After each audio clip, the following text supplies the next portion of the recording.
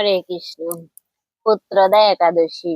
যুধিষ্ঠির বললেন, হে কৃষ্ণ, পৌষ মাসের কৃষ্ণ শুক্ল পক্ষের একাদশীর নাম কি? বিধি বা কি? কোন দেবতা ওই দিনে পূজিত হন? এবং আপনি কার প্রতি সন্তুষ্ট হয়ে সেই ব্রতফল প্রদান করেছিলেন? কৃপা করে আমাকে সবিস্তারে তা বলুন। শ্রীকৃষ্ণ বললেন, হে মহারাজ, এই একাদশী পুত্রদা নামে প্রসিদ্ধ। সর্বপাপ বিনাশিনী ও কামদা এই একাদশীর অধিষ্ঠিতা দেবতা হলেন সিদ্ধিদাতা নারায়ণ। ত্রিলোকে এর মতো শ্রেষ্ঠ ব্রত নেই। এই ব্রতকারীকে নারায়ণ বিদ্বান ও যশ করে তোলেন। এখন আমার কাছে ব্রতের মাহাত্ম্য স্থাপন করুন। ভদ্রবতী পুরীতে সুকেতুমার নামে এক রাজা ছিলেন। তার রানীর নাম ছিল শৈবা। রাজ দম্পতি বেশ সুখেই দিন যাপন করেছিলেন। বংশ রক্ষার জন্য বহুদিন ধরে ধর্মকর্মের অনুষ্ঠান করেও যখন পুত্র লাভ হলো না, তখন রাজা দুশ্চিন্তায় কাতর হয়ে পড়লেন। তাই সকল উচার্যবান হয়েও পুত্রহীন রাজার মনে কোনো সুখ ছিল না। তিনি ভাবতেন, পুত্রহীনের জন্ম বৃথা ও গৃহ শূন্য। পিতৃদেব মানুষ্য লোকের কাছে যে ঋণ শাস্ত্রে উল্লেখ আছে, তা পুত্র বিনা পরিশোধ হয় না।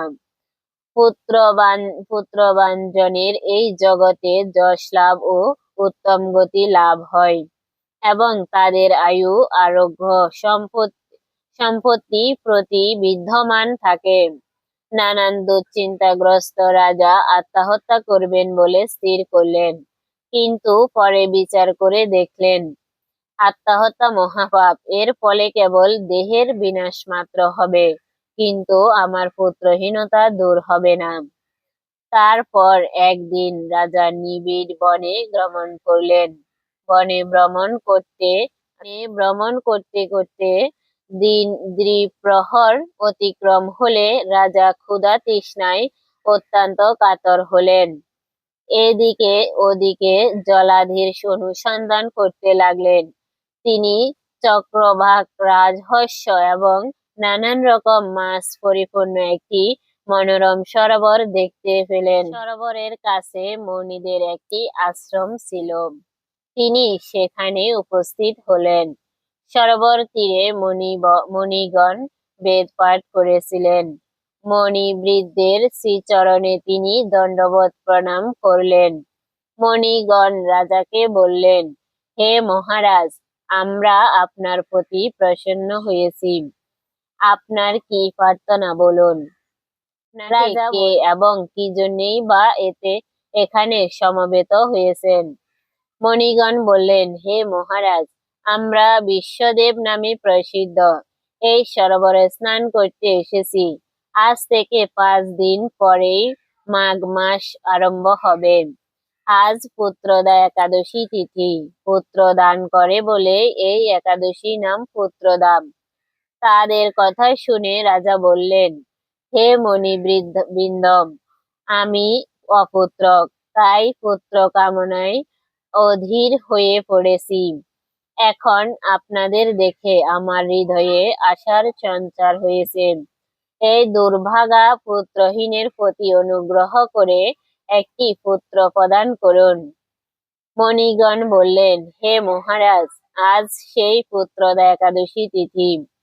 তাই এখনই আপনি এই ব্রত পালন করুন। ভগবান শ্রী কেশবের অনুগ্রহে অবশ্যই আপনার পুত্র লাভ হবে। মণিদের কথা শোনার পর যথাবিধানে রাজা কেবল ফলমূলাদি আহার করে সেই ব্রত অনুষ্ঠান করলেন। দ্বাদশীর দিনে উপযুক্ত সময়ে শস্যাদি সহযোগে পালন করলেন। মণিদের প্রণাম নিবেদন করে নিজ গৃহে ফিরে এলেন। ব্রত প্রভাবে রাজার যথাসময়ে একটি তেজস্বী পুত্র লাভ হলো। মহারাজ, হে মহারাজ, এই ব্রত সকলেই পালন করা কর্তব্য।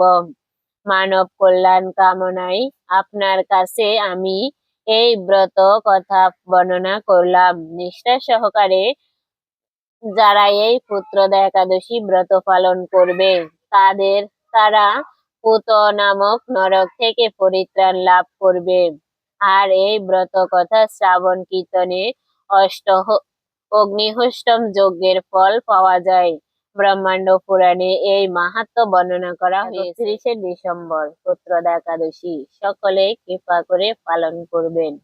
পালনের সময় 6টা 32 থেকে 10টা 38-এর মধ্যে। হরে কৃষ্ণ, হরি বল।